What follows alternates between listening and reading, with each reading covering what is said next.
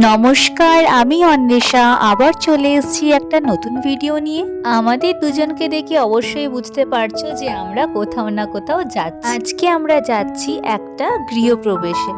তো আমরা যাচ্ছি একটা গৃহপ্রবেশে। তো এই যে সেজেছে, তোমরা সবাই বলো আমাদেরকে কিরকম লাগছে।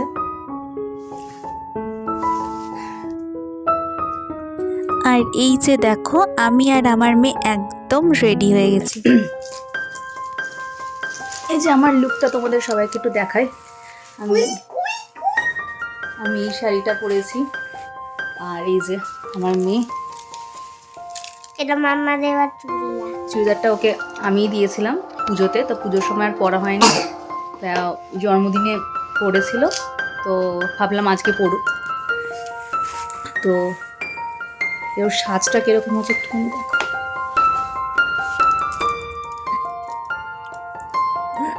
সবাই যাচ্ছি, মানে ফ্যামিলি থেকে ইনভিটেশনটা হাতের নিচ দিয়ে গেলি আবার। এই যে আমার মেয়েকে দেখো,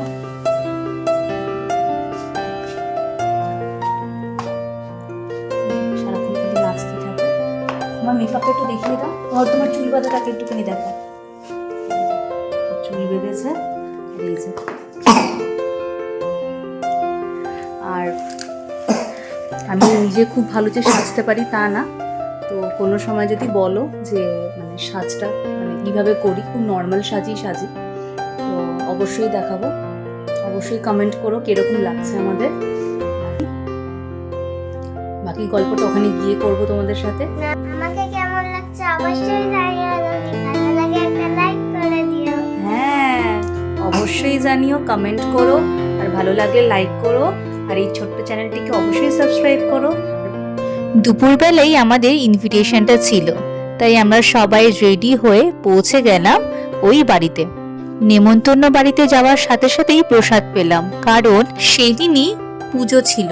তো আমি অল্প করেই প্রসাদটা খেলাম, কারণ দুপুরবেলা আবার একটু ভারী খাওয়া দাওয়ার যখন ব্যাপার অ্যারেঞ্জমেন্ট করেছে, তো আমি খুব একটা বেশি খাইনি। আর সত্যি বলতে কি, যেখানে পুজো হয়েছে, পুজোর প্রসাদের পরেই আবার মাছ মাংস আমার একটুখানি কিরকম লাগছিল, এই জন্য আমি মানে অল্প একটুখানি খেয়েই ভালো করে মুখ হাত সব ধুয়ে নিলাম। আর আমার মেয়ে এত সাজনি হয়েছে, এই যে দেখো চুল ঠুল বেঁধে সেজে গুজে, মানে কি বলবো।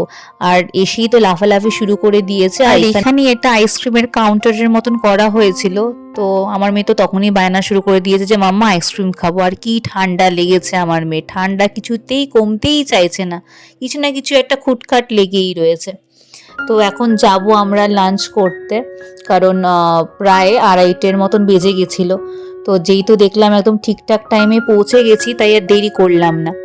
তো প্রথমেই ছিল একটা ফিশ চপ, আর তার সাথে স্যালাড। এত টেস্ট হয়েছিল ফিশ চপটা, মানে কি বলবো, মানে ফিশ ফ্রাই থেকেও বলবো মানে দারুণ হয়েছিল। ফিশ ফ্রাই খেতে আমি এমনিই ভালোবাসি, কিন্তু ফিশ চপ যে খুব আমার ভালো লাগে তা না, মানে কোনো সময় আমি পছন্দই করি না খেতে। কিন্তু এটা আমি একটা খাওয়ার পরে আমি আর একটা নিয়েছিলাম, আর একটু ঝাল ঝাল ছিল বলে আরও টেস্টটা যেন বেড়ে গেছিল। আর এই যে পাশে দেখছো, আমার হাজবেন্ড নিচের থেকে কোল্ড ড্রিঙ্ক নিয়ে এসেছিল। ওখানে কোল্ড ড্রিঙ্কসও সার্ভ করছিল, যারা মানে নিচে ছিল একটুখানি কোল্ড ড্রিঙ্ক আইসক্রিম এগুলো খাচ্ছিল, আর টুকটাক স্টার্টারও ছিল, ওগুলো আর আমরা খাইনি। তো কোল্ড ড্রিঙ্কটা আমার বর দেখি হাতে করে নিয়ে এসছে। তারপরে এসছে এই যে আমার ফেভারিট কচুরি আর চানা মশলা। আর এত সুন্দর দেওয়ার সিস্টেম, মানে বসে থাকতে হচ্ছিল না খুব একটা, মানে সাথে সাথেই একটা শেষ হচ্ছে, সাথে সাথেই আর একটা দিয়ে যাচ্ছে, মানে খুব অ্যারেঞ্জমেন্টটা খুব ভালো ছিল। আর আমাকে দেখো, আমি ভিডিও করব না খাবো বুঝতে পারছিলাম না, এত ভালো ভালো সব খাবার ছিল, আমি ভিডিও করতে করতে এসেই ফেলছি। আর এই যে তারপরে ছিল হচ্ছে সাদা ভাত, আর ছিল ডাল, ভেজ ডাল। এই যে আমার ঝাল লেগেছে তাই নাক টানছি আমি ঝালে। আর তারপরেই চলে এসেছিল কাতলা মাছের কালিয়া। খুব ভালো হয়েছিল, মাছগুলো এত সুন্দরভাবে রান্নাটা হয়েছিল, মানে কুকড ভেতরটা পুরো, আর খুব ভালো লাগছিল খেতে। আর আমার মেয়ে মাছ মানে বললো যে আমি খাবো না, তাই ওকে না প্রথমেই মাংস দিয়ে দেওয়া হয়েছিল। ও বলেছিল যে মাম্মা যদি মাংস হয় তাহলে আমাকে মাংসটাই আগে দাও, মাছ আমি খাবো না, তাই ওকে মাংসটা আগেই দিয়ে দিয়েছিল। আর সেদিন ও একা একাই খাচ্ছিল, তাই আমি আর ওকে ডিস্টার্ব করিনি। আমি বললাম ঠিক আছে একা একাই খা। আসলে আমার মেয়ের একটা ব্যাপার আছে, যদি রান্না টেস্ট হয় ও তাহলে একা একাই খেতে ভালোবাসে। যাই হোক, আমরা একদম শেষ পর্বে চলে এসেছি, মানে মিষ্টি আর চাটনি পাঁপড় আমাদের খাওয়া শেষ। আর এখন আমরা সবাই মিলে আইসক্রিম খাচ্ছি আর গল্প করছি। যদিও আমি আর আমার মেয়ে আইসক্রিম খাইনি, কারণ আমাদের দুজনেরই খুব কাশি আর ঠান্ডা লেগেছে। কিন্তু সে কি আর ছাড়ার পাত্রী, সারাক্ষণ বলছে আমাকে এখনই আইসক্রিম দাও, আমার খুব খেতে ইচ্ছা করছে, একটু দাও, একটু দিলেই হবে। আসলে সব ফ্লেভারের আইসক্রিম ছিল তো, বাটারস্কচ, ম্যাঙ্গো, চকলেট, স্ট্রবেরি, সব রকমেরই রাখা ছিল। আর সবাই সব রকমের খাচ্ছিল, ওই যে একটু হলেও চুরি করে খাচ্ছে। আমরা এখানে বেশ অনেকক্ষণ আড্ডা দিচ্ছিলাম। এই যে আবার বলছে পাপা আমাকে একবার দাও, আমি একটুখানি খেয়েই তোমাকে আবার দিয়ে দেব। দেখো কি শুরু করেছে।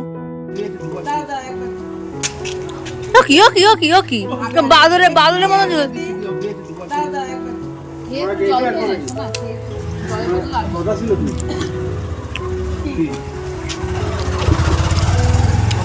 এখন বাজে প্রায় 4:30। আমি আমার একটুখানি ভিডিও করে নিচ্ছিলাম এখানে দাঁড়িয়ে।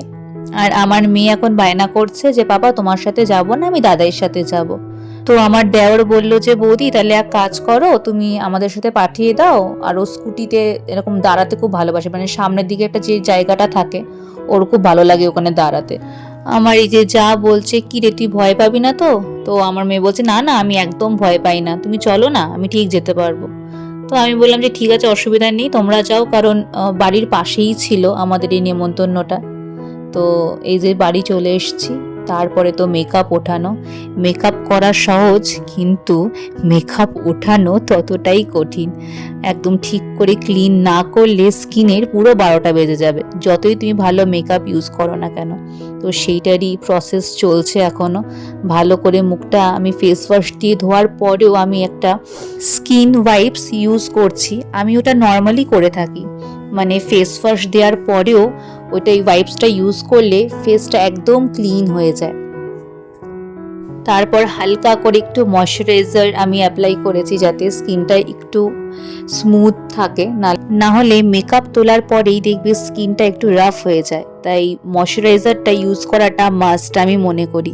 আর এখন দেখো স্কিনটা কত গ্লো করছে আমার। তো চলো এখন আমরা তিনজনে একটু রেস্ট নেব। বাজে এখন ঘড়িতে 5টা, কিন্তু একটু রেস্ট না নিলে ঠিক ভালো লাগবে না। তাহলে আজকের ভিডিওটা এই অবধিই থাক, দেখা হবে আবার অন্য কোনো ভিডিওতে। ভালো লাগলে একটা লাইক করো, কমেন্ট করো, আর এরকম নতুন নতুন ভিডিও দেখার জন্য অবশ্যই আমার এই চ্যানেলটাকে সাবস্ক্রাইব করো। টাটা।